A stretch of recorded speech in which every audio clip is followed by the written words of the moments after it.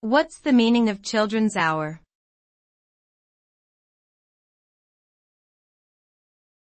Children's hour.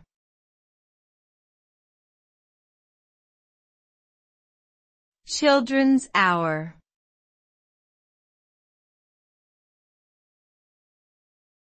Children's hour.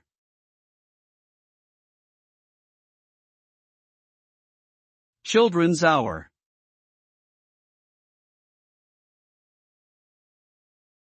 Children's hour refers to a period of time, usually in the late afternoon or early evening, when parents or caregivers spend time with children, engaging in activities or providing dedicated attention and care. The term originated from a poem by Henry Wadsworth Longfellow, which describes this daily ritual. Children's hour is seen as a time for play, learning, and bonding between adults and children. It is also commonly used to refer to programs or events designed specifically for children, such as storytime at a library or a kids' movie screening.